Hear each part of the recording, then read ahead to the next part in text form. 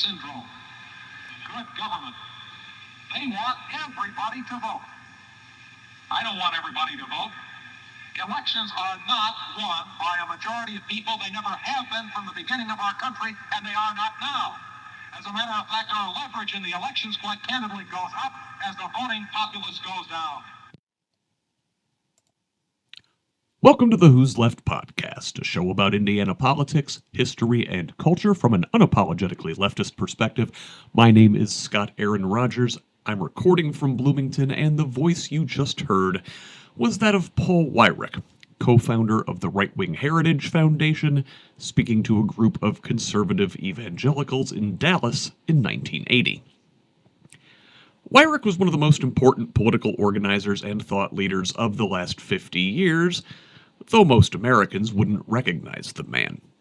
Here, he gives away the game, laying out a strategy of voter suppression that has been abused and amplified in the decades since. Hoosier Republicans certainly got the memo. In 2005, Indiana became the first state to enact strict ID requirements for voting. Citing voter fraud as the reason for passing the law, despite literally zero incidents of the crime having ever been recorded in the state, the Indiana GOP under then-Governor Mitch Daniels, who many Hoosiers now remember as a principled moderate for some reason, implemented the policy for one reason and one reason only. Like Weyrich said, they don't want everybody to vote. The ACLU led a group of plaintiffs who sued the state over the law, eventually taking the case all the way to the Supreme Court. In an amicus brief, the Brennan Center cited a study by the Washington Institute that broke down the effects of voter ID in the state. Among the key findings, 21.8% of black voters do not have access to a valid photo ID, compared to 15.8% of white Indiana voters, a 6-point gap. When non-registered eligible voter responses are included, the gap widens. 28.3% of eligible black voters in the state do not have valid photo ID, compared to 16.8% of eligible voting age white Indiana residents, a gap of 11.5%. The study found what it termed a curvilinear pattern, similar to an upside-down U-curve, in the relationship between age and access to valid ID. Younger voters and older voters were both less likely to have valid ID compared to voters in the middle categories. 22% of voters 18 to 34 did not have ID, nor did 19.4% over the age of 70, compared to 16.2% of Indiana voters aged 35 to 54 without valid ID, and 14.1% for 55 to 69-year-olds. 21% of Indiana registered voters with only a high school diploma did not have valid ID, compared to 11.5% of Indiana voters who have completed college, a gap of 9.5%. Those with valid ID are much more likely to be Republicans than those who do not have valid ID. Among registered voters with proper ID, 41% are Republicans, 32% are Democrats. Now, the High Court ruled for the state, allowing the policy to take effect in 2008. Since then, Republicans have controlled the state Senate for the entire duration, held the state House majority for all but one election cycle, and occupied the governor's mansion for the entirety. Hoosier Democrats have won only a single statewide race, Joe Donnelly for U.S. Senate in 2012 over Richard Murdoch, who likely cost himself the race by voicing his anti-abortion extremism out loud. Republican dominance in Indiana politics over the last 15-20 years has corresponded with nosediving voter turnout. Prior to the voter ID law taking effect, Indiana ranked somewhere in the middle of the pack, but recently, the Hoosier state has fallen to the bottom, coming in 50th out of 51 in last year's Indiana Bar Foundation Civic Index. The Secretary of State serves as Indiana's chief election officer, overseeing the candidate declaration process, handling campaign finance reports, certifying results, and perhaps most importantly for the purposes of this program, leads voter outreach initiatives to promote participation. Republican Diego Morales was first elected to the role in 2022 and has spent the bulk of his time in office mired in controversy. Though likely to face challengers from inside his own party, Morales is running for re-election next year. Meanwhile, on the Democratic side, it appears Bo Bai, son and grandson of United States senators, is being groomed to run for the job, but he has not officially announced his intention to seek the nomination at this time. One Democrat who has announced is friend of the pod Blythe Potter. A veteran of the U.S. Army Military Police Corps, small business owner, wife, and mother, Blythe has been a longtime advocate for Hoosier voices and is running for Indiana Secretary of State to restore trust, protect every vote, and make state government work for the people again. She returns to the show as my guest today.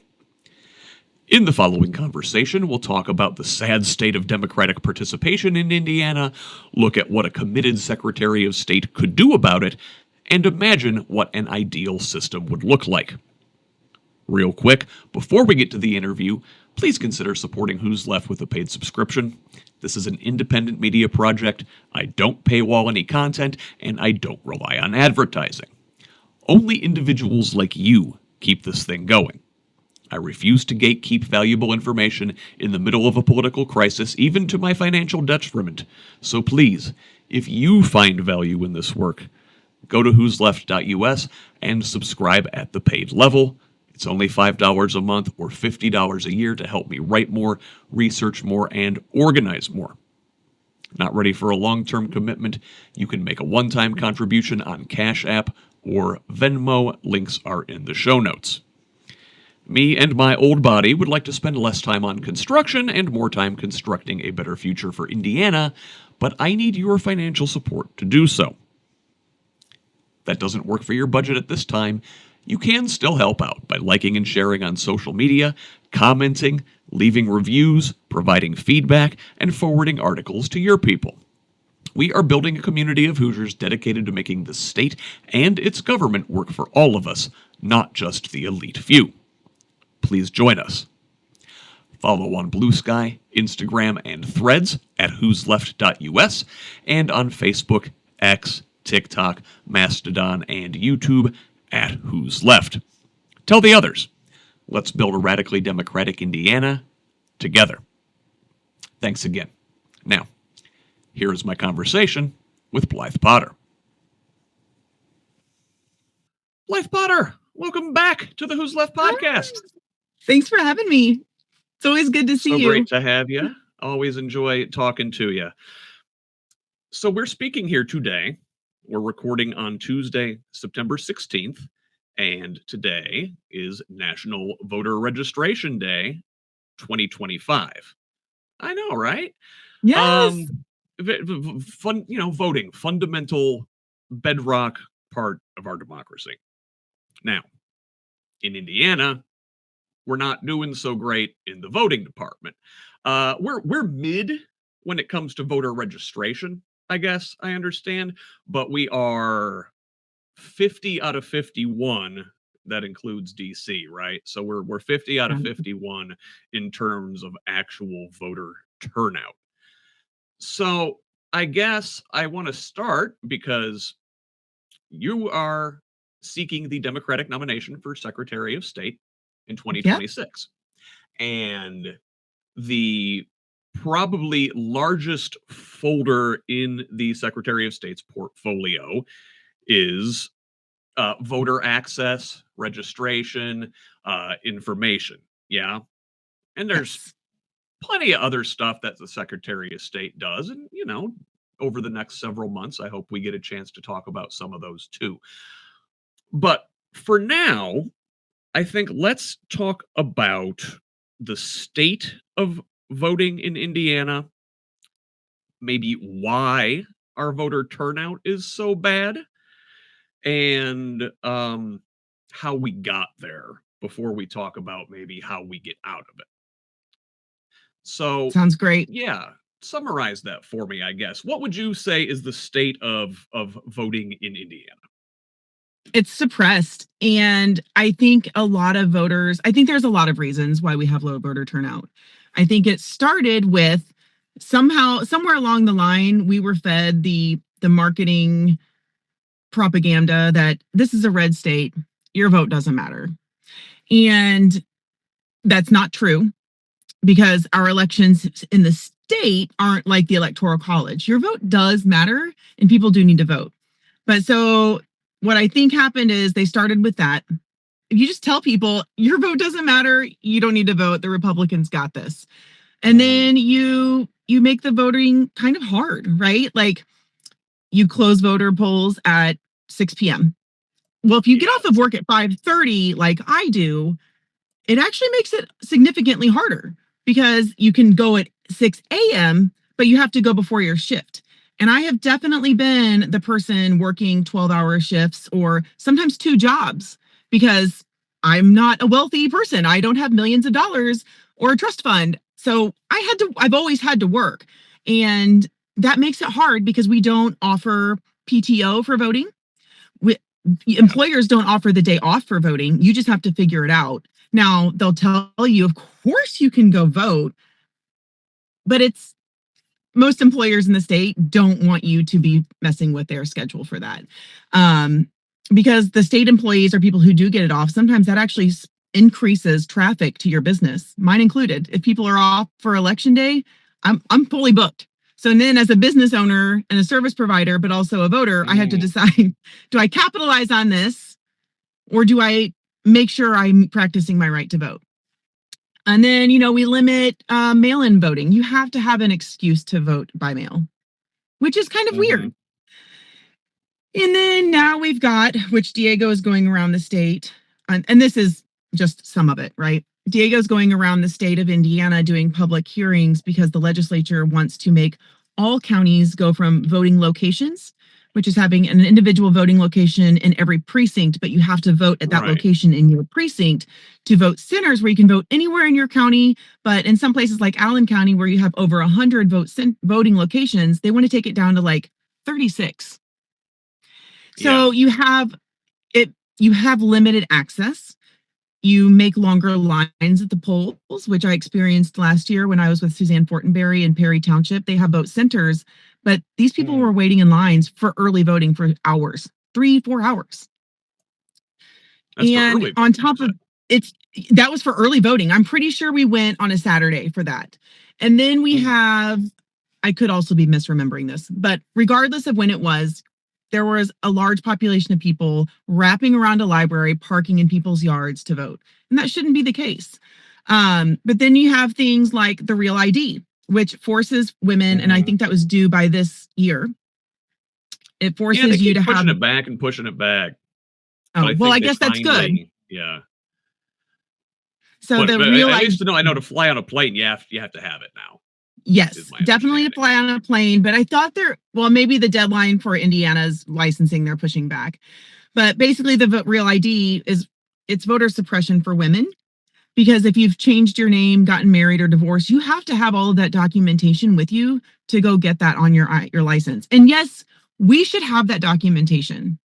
But as a woman who's 40 and my mom in her 70s, if you got married 15, 20, 30 years ago, or you've moved, we don't carry our birth certificates around with us. I don't carry my divorce decree with me. I don't carry my marriage certificate. Like they're making it harder, and it's only getting harder for women or people who don't necessarily have the funds to go have another birth certificate ordered or another social security card ordered, or to go to the clerk and to find their decrees or whatever, because all of that takes time and resources, and time is a resource, even if those things are free. So we have a history of making it sound like we're trying to make them free and fair elections, but it's voter suppression.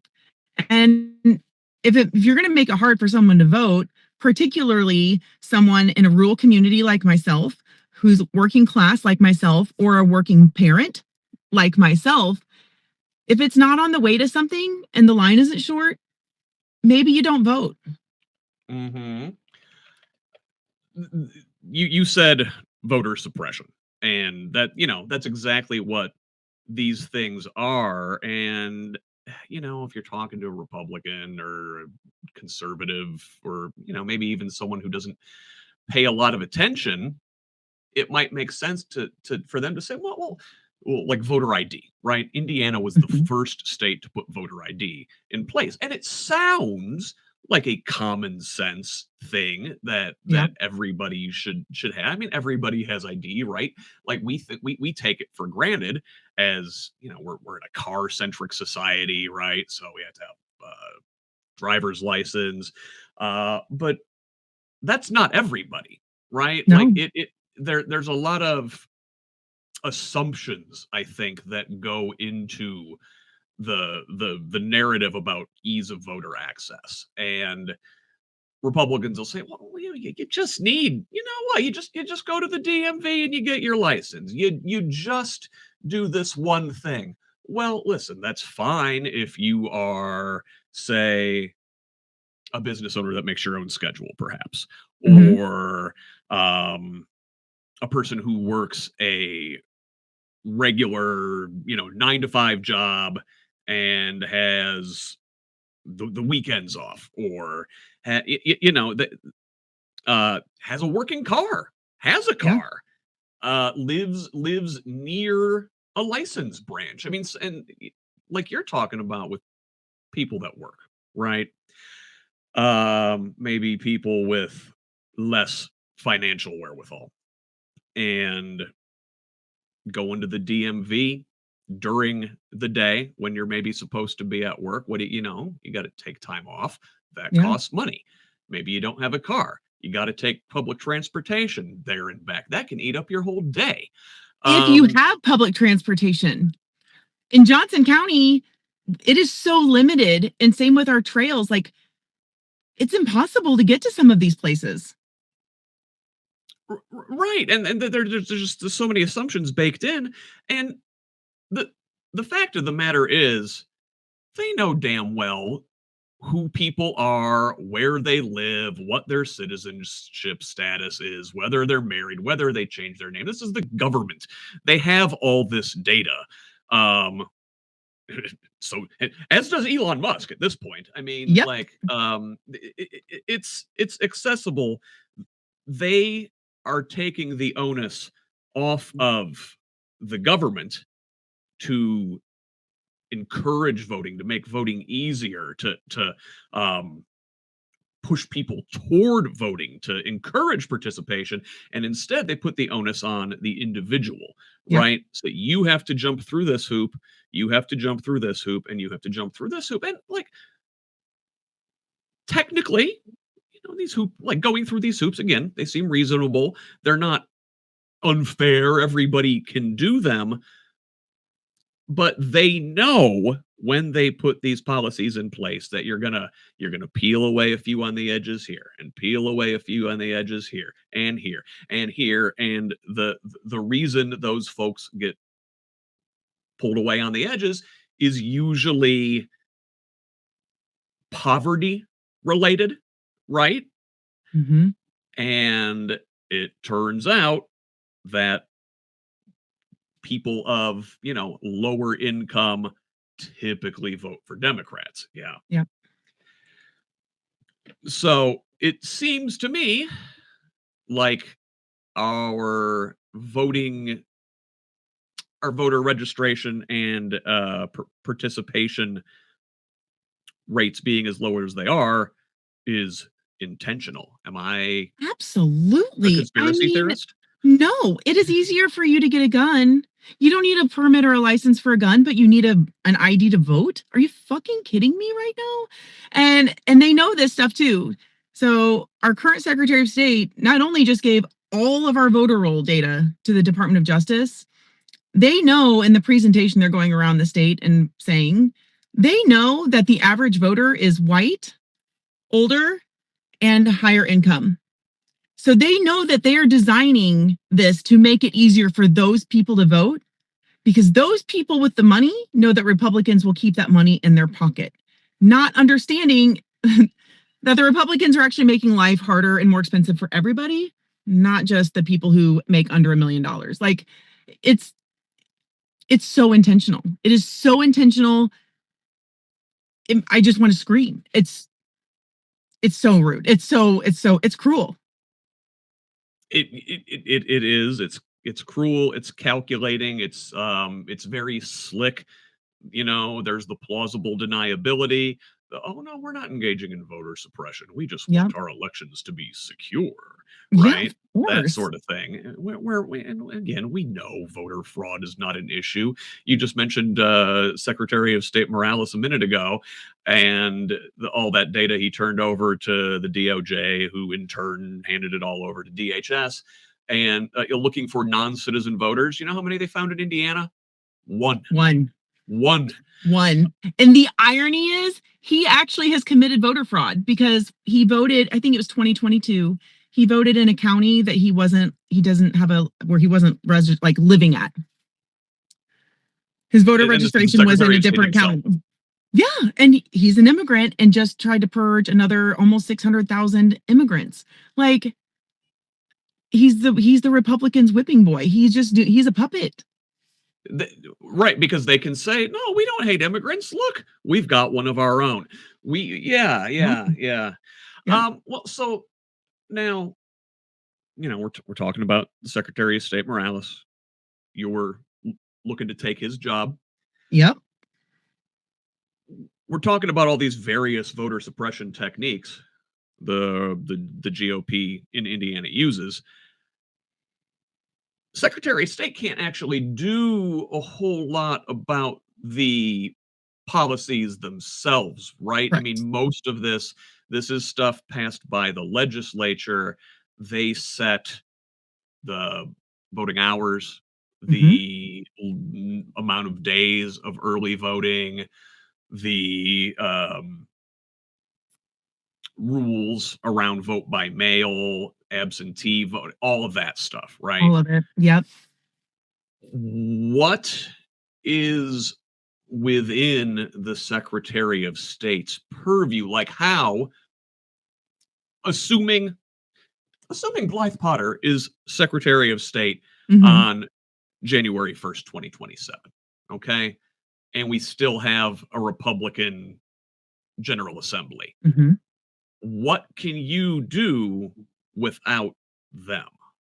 Well, first and foremost, I'm going to hold them accountable. Anytime I try to work with the legislature to say, hey, let's fix some of these voter laws and make it easier because this is voter suppression, I'm going to make it public. But the Secretary of State's office has access to every registered voter and their address. And often I would have to imagine the ability, if they don't have it, to have their email addresses. So there are like 5 or 6 counties in Indiana that currently do this. Their clerks will send out information about the elections to people's registered address for their voting. So what I would do as Secretary of State is instead of using my budget to travel the world and buy myself new cars, I would put up billboards to remind people, hey, there's an election coming up on May 5th. Mark your calendar now. If you are in a job that will not let you take off when you're close enough, ask May 5th and November 3rd of next year off now. Or take that Saturday off before or 2 Saturdays off before to make sure you can early vote. I want to send to people's home addresses who is on their ballot, information about the candidates, where they can find more information, platform information, and if they're an incumbent, what have they done the last 2 to 4 years? Getting people information to their mailbox, something that is objective. Every voter, I don't care if you're independent, Green Party, Democrat, Republican, riding in the flying spaghetti monster, I don't care how you vote. If you are registered to vote, you should have access to this information because it is so freaking hard. I've been a municipal candidate twice in Johnson County. Finding information about my opponents online in any capacity is like pulling teeth because they don't have to have online presence. They don't have to answer questions from the League of Women Voters. They don't have to show up at town halls. They have an R next to their name. They know the system works in their favor. So all they have to do is put their name on a ballot. And it shouldn't be that way because I think a more informed voting population will get us better policy, and it's going to hold both parties accountable, not just Democrats and Republicans. Voters need to know who and what they're voting for. If it's the same status quo bullshit on the Democratic Party where someone's just walking into a seat because of their name or their family or because they're an incumbent, we don't need to do that on either side of the aisle. Yeah. So just sharing information. It is so freaking easy to share information if you literally have millions of dollars in a budget and people's addresses.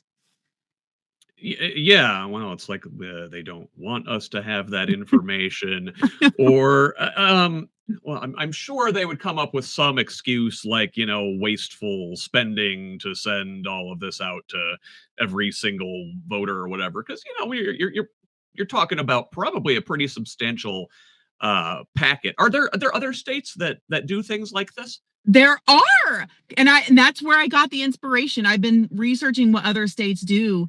We've got Colorado, Arizona, California, and I've actually been direct messaging with people in those states on different social media platforms so I can meet with them and like, okay, how does this arrive to you? What does it look like? When do you receive it? So I can get some of this information to help learn what is working and what doesn't work. But also, as I talk to people, it's also giving me new ideas. Like you and I were talking before, you said something about a calendar. I was like, oh my God, how fun would that be if we're putting this information in a calendar and we're marking special days? And maybe one day a month, it's a reminder to check your voter registration. That way people know this is happening. Oh, in 6 months, there's an election. Oh, I'm moving. Maybe I'll go to the B&B today. So just, and maybe highlight elected officials and highlight party leadership on both sides, right? Not just gearing it toward one party. So just finding unique ways. And yeah, I'm an environmentalist. I don't want paper going to people's homes. I don't. And I mean, I even think the same in some extent with mail-in ballots. I don't want to be wasting more resources in paper. But the way we change that in the long run is initially getting more people to vote and getting them the information that they deserve to have. Because in Indiana, in the United States in 2025, a human right should be the right to vote if you are qualified. If you're of age and meet the qualifications, you should have that right to vote. And it should be easy, Yep. and on demand even. Let's talk about for a minute, we've sort of talked about the state of play here and the voter suppression and the short amount of early voting and the hurdles to mail in and all of that stuff. And we've talked about the constraints, because the Secretary of State is essentially they have to implement what the state legislature puts out there. Mm-hmm. What would our voting process in Indiana look like if Blythe Potter had carte blanche Ooh. to take over our entire voting system and remake it in her image? Well, I think same day registration is a good idea. And I know some people will argue, well, that just takes more time at the polls. Okay, maybe it does. But, people move in November, people move in October. So if you're closing voter registration a month before, but you'd already planned to move and you happen to move out of your precinct or district, whatever, right? Moving is chaotic. Students need to be able to vote and use their college IDs. It is absolutely insane that these kids, and I was one of them, right? I went to Ball State for 4 years. They're spending tens of thousands of dollars living in these cities or counties or whatever and don't get a say in what's happening with them. I mean, our politicians decide everything for us. If we have sidewalks, how our streets are repaired, the quality of our air, our water, our food, like everything is decided by politics. And somehow we've been told we don't talk politics in the state. So making that easier, allowing for absentee ballots. No excuses needed. If you are a physician and you're working 12-hour days, several days a week, and your day off happens to be the time you would usually be sleeping and don't want to get up and go stand in line, mail-in ballot. Just make it easy. And I think also advertising the fact that we need poll workers right now when they go to the public hearings that Diego is putting out. They're like, oh, we're going to save money by making vote centers. what are we doing with this saved money? Am I getting a tax refund because you're saving $2 a voter by making our midterm elections or our municipal elections go into presidential years and then taking away voting locations? Like, what are we doing with the saved money? So just allowing the information to be out that 16-year-olds, 17-year-olds, if you're in high school, that's an excused day of absence to go work the polls. Let's get these young kids involved in civics. Let them see the end side of voting so that when they go to vote at 18, not only do they know what it's like to go into a voting location, they know the process, right? So we can start educating our youth and our poll workers. If we have more access to poll workers in our community, they're getting paid with our tax dollars to work the polls. That's coming right back into our counties. And a lot of times there are people who are retired and we don't advertise the need for those too. So and I think that's transparency, allowing for better voting access, telling people what the process is like, telling people when we are hiring poll workers or when we can have students be involved in that. It's transparency to me. I love that idea. I mean, I think that election day should either be on a weekend or made a holiday. Yeah. And I love this idea of having the 16 and 17-year-olds in there working the polls. And you said it's an excused day off to Yeah. to do that. They should have the day off anyway. And actually, I think most of them do anymore. I want to say because a lot of your schools are used as polling locations. Like I know here in Monroe County, they have the day off of school on election day. Red counties are probably, I have never heard of that in my life. Well, but here's the thing.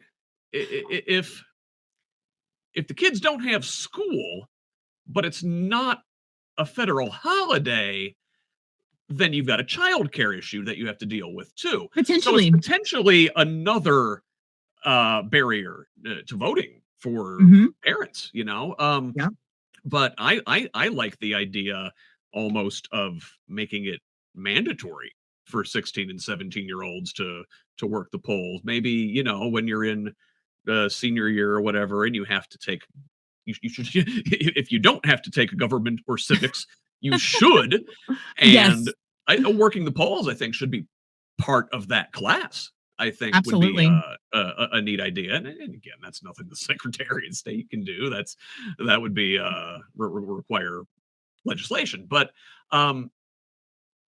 generally, I think the goal here, as I understand it from you, and what I believe as well, is that we should want more voting, right? We should want everybody to vote, and we should be making it easier and more convenient for people. What now? We've talked about like mail-in, absentee a little bit.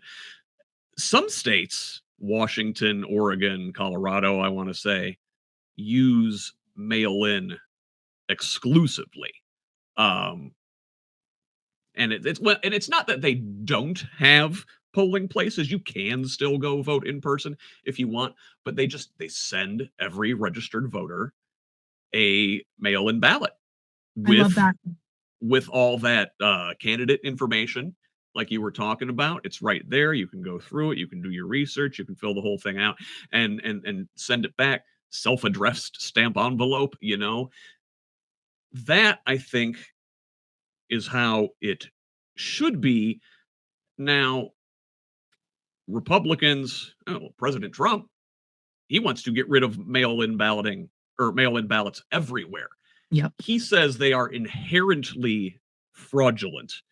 How would you push back on that Republican talking point that mail-in ballots are, unsecure?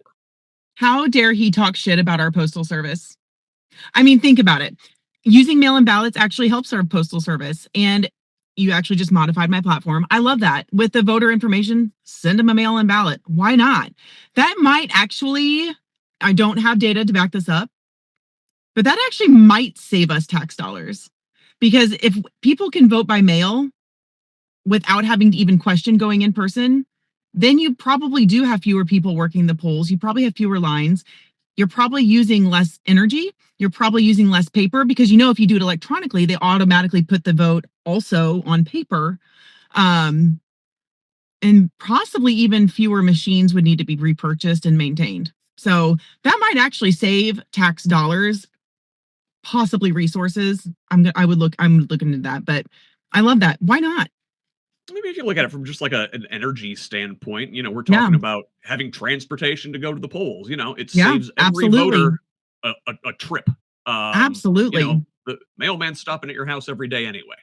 Yeah, absolutely. And, the mail-in balloting thing being an issue, that's Russian propaganda. That is something Putin put into Trump's head. And Trump, in my opinion, is also still just a puppet for propaganda.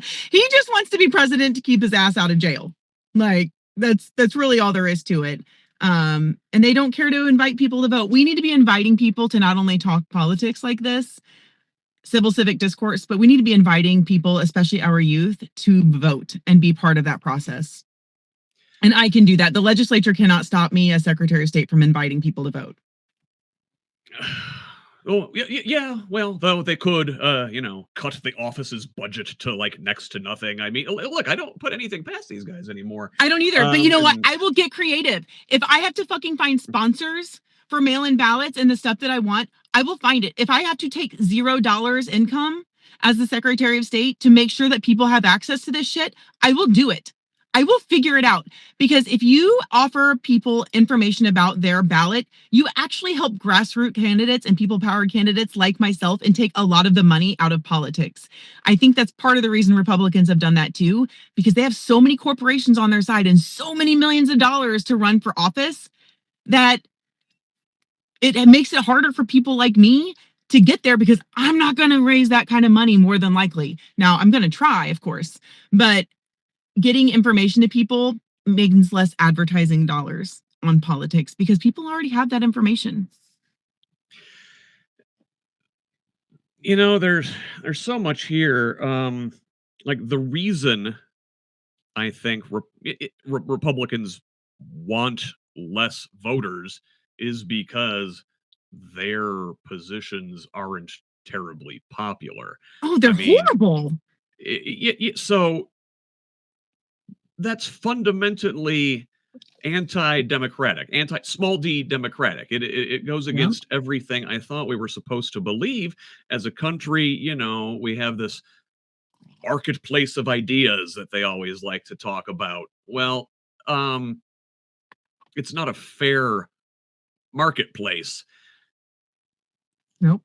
And if you are not a white, wealthy, typically male or politician, it is not a fair marketplace. So, I mean, I guess what's the discrepancy? We said like registrations here are decent, right? Mm-hmm. So, I mean, obviously, we would still want to up those. Oh, of course. Of course. Automatic registration. When you are 17 and you go into the BMV, if you will be 18 by the next election, automatically register. It hurts no one to be a registered voter. Literally hurts no one to be a registered voter. That doesn't mean you have to vote. That's not making compulsory voting. It's just registering you to vote. That way you have the option. So if you change your mind in October and like, oh man, I want this guy to win, I want to vote. Well, if you weren't registered, you're screwed.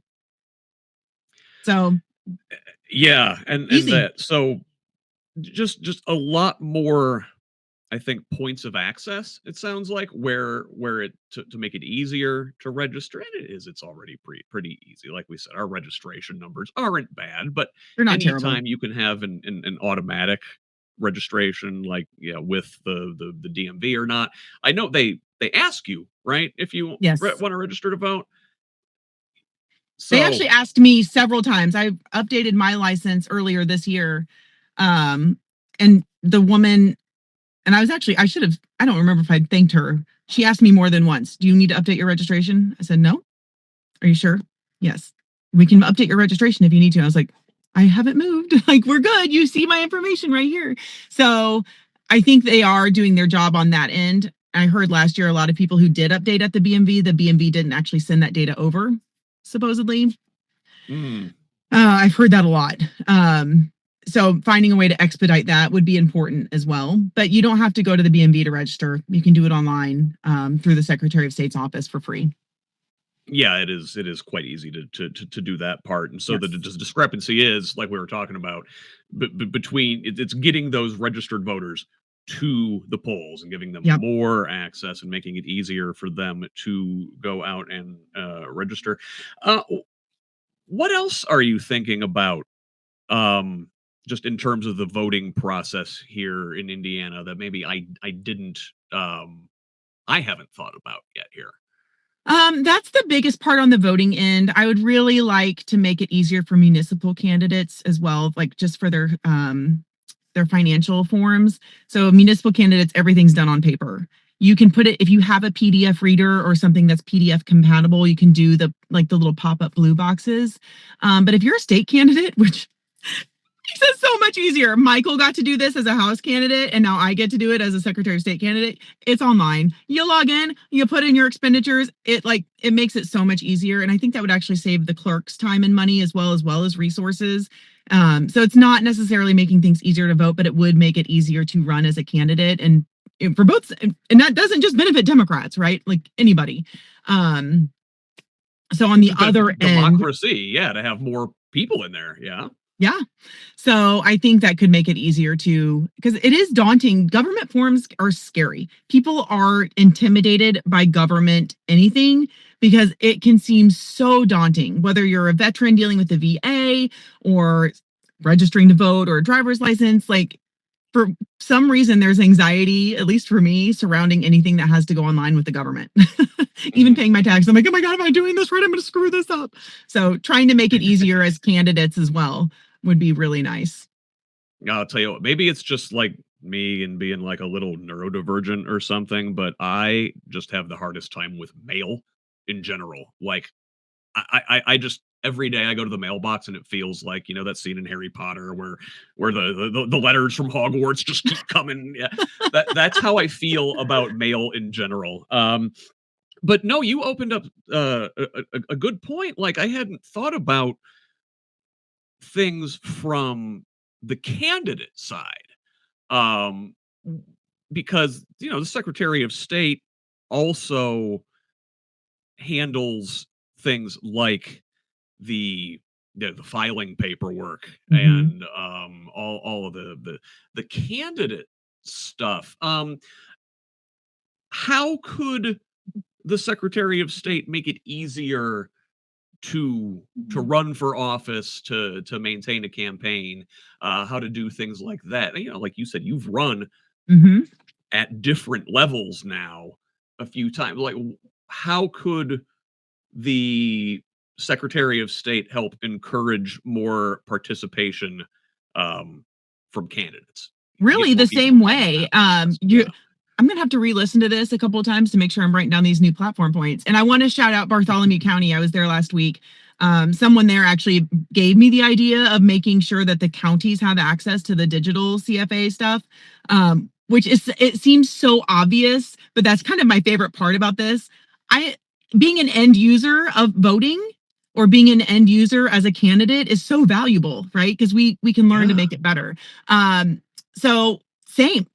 I would do the same thing. So let's say we would start this year. Let's pretend I'm the Secretary of State right now. I would Yeah. send every registered voter or everyone over the age of, I think you have to only be 18 to be a candidate in most cases.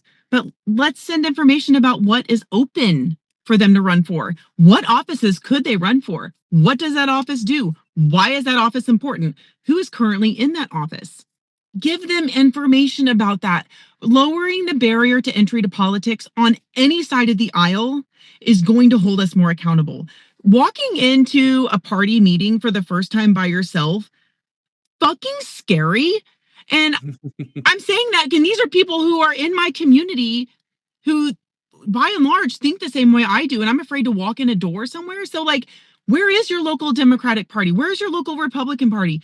Is there a progressive or DSA chapter near you? Is there an independent party thing? Like Green Party? Like how are we getting involved civically? And we don't have to force it on them, right? You just send it to them. Maybe we make it in a hot pink envelope so it stands out like, here's some information brought to you by your tax dollars to give you more information about your future. They don't have to do anything with it, but just offering it to them. Maybe that spurs someone to run against me next year, right? Like just giving people more information to be engaged and literally inviting them. You almost have to try not to be engaged if you're getting this information, having this kind of access that So I it would really do. sounds, yeah, no, it sounds like, um, given the constraints that that the legislature imposes on the Secretary of State with election rules, the that part of the job really, in a way, gets reduced down to like sales or marketing in a way. But Yeah. that's all this job is. It's administrative and marketing. And I'm an expert at both of those. I'm a small business owner in a red county. I know how to market. And imagine being able to market to the entire state their civic right with their own tax dollars. It's literally their tax dollars working for them. How do you? So do you think? I don't know. There would be like maybe a tour or something on an election years, like to go around and drum up support for voting or something. You know, what kind of plans would you have Absolutely. around? Yeah. Absolutely. I mean, Diego already goes to all the counties, but he's only talking to Republicans. I don't want to talk to parties. I want to talk to people. Actual town halls, go to government classes in schools, have the ability for schools to zoom in and have a big webinar or something so that people can just be engaged and make access to the voting process or our elected officials. As an elected official, people would be literally using their tax dollars to pay me to do things, which they've already done before as an Army soldier and someone who got GI Bill benefits. So this, in my opinion, is also like using the product of their tax dollars to make things easier for them to vote or to access ballots or to find out information about any part of the election on any side of it. Reinvesting in ourselves. Absolutely. Um, so I think the last thing I want to ask you, how you your social media presence, fantastic. Again, maybe the Thank you. algorithm just keeps feeding you to me, but Probably. um, We're in each uh, other's echo chambers, but I'm happy. I'm here for it. but no, but you no, you have a sizable following. You do good content. How would you leverage media and particularly new media to drive voter participation, candidate participation, democracy in general? Probably much of the same way, but I kind of I've thought about this a lot and I don't have a solid answer, but I'm open to trying things and seeing what works, right? So we have a lot of young kids who are amazing at social media. Maybe we have a fun little contest like who can get the most views on a 30-second video telling people why they should vote. Or, maybe we highlight different school districts in their government classes and they come up with something of reasons to vote. And just finding a way to engage people in that. Maybe we just post some polls once a week from the Secretary of State's social media pages and like ask questions. What do you want to know about the elections? Do you care about this? What do you want to see changed? Are you registered to vote? Do you know how to vote? Like just something to get people engaged in the process without it being partisan, right? I do not believe that this should be a job that is elected as a partisan candidate. This needs to be very nonpartisan. Just here is the information. Like the most bland way possible is how this job should be seen. Yeah, this should not be a partisan gig, and it definitely seems like that's the way things have gone over the last 20, 25 years. Do you think the way we choose our Secretary of State candidates has anything to do with that? The way they're chosen by the parties at convention instead of a straight up primary? It could be. And I can't decide if I like the idea of a primary better than the convention. It is sad that only a small percentage of our population will get to choose the nominee. As a candidate, in some respects, it makes it a little easier because I know we have 92 counties. And after November, I'll know how many delegates every county gets. And then once the delegates are chosen next year from the primary ballot, I should be able to have access to those delegates to market myself to them. But I also think it takes away, in a perfect world, Scott, if I got to say what happened, we would have open primaries to where I can choose who the Republican and Democratic and independent nominees are for every position. I would have ranked choice voting. I would have oh my God, there was something else. I've totally lost it. Term limits on every elected or appointed seat. Like that, I think we need to make this we need to lower barriers, but also create barriers around how long people can sit in offices too. So yeah, in a perfect world, every registered voter would get to choose who's on both sides of the aisle, right, on their November ballot. But it would be nice if the entire state would have access to who might be on their ballot in November, and not just a select few who know to go to their county party or the county seat in January, fill out a Can 37 to be a delegate. People don't know about that, but that's also something as Secretary of State I can teach people how to do. And another good reason why we should be involved in our politics, because I need people to know how they can choose who's in charge of their future with their tax dollars. Yeah, I love it. There's so much that we could be doing to improve participation in our democracy, and we're just leaving so much on the table. Blythe, do you have any last words for us here today? You got a closing spiel? Yes, thank you so much for listening. Thank you, Scott, for having me and making this happen. My website is blythepotter.com. I'm also the chapter lead for Indiana's Hoosier Bitches Get Stuff Done. I have a merch shop there that is supporting my shirts, will support my campaign, but the other shirts are going to support other grassroots candidates. I have a shirt that says Buck Off Braun and one that says Fire Diego Again. So check those out. And I'm on all the socials at Blythe Potter IN. Oh, and I need money. If you have $5 to spend, send me some money. You got a Act Blue page? Yep, I sure do. Absolutely. We will link that in the show notes for folks. Thank you. Thank you for joining us here today, Blythe. Always enjoy having you here on the Who's Left podcast. I always enjoy seeing you. I appreciate your time. Thank you so much. Bye. Once again, that was Blythe Potter, Democrat seeking her party's nomination for Indiana Secretary of State in the 2026 midterm election. We'll be speaking with her again in the coming months to look at some of the other duties of the office and how she would handle them. But for now, thanks for listening. I'll be live at 10:30 a.m. Sunday on Project Next Media Network's YouTube, Facebook Live, and Twitch streams, where I host Who's Left This Week, Indiana's most thorough weekend morning news and politics talk show. Check it out live if you get a chance. It's a lot of fun if you can call following the news in this timeline fun. I bring together a diverse group of panelists from the Democratic Socialist left to Never Trump conservatives, and we look at the week's headlines from around Indiana and beyond. We'll also take time to examine one big thing, a different deep dive every week. I hope to see you there in the comments, but if you can't make it live, the program will be available as a podcast Sunday afternoon. Thanks again to Blythe for taking some time out of her campaign to speak with us. If you can, help her out with a contribution. A link to her Act Blue page is in the show notes. And if you're feeling extra generous, also consider sharing some funds with me via a paid subscription at whosleft.us, where you'll find my entire archive.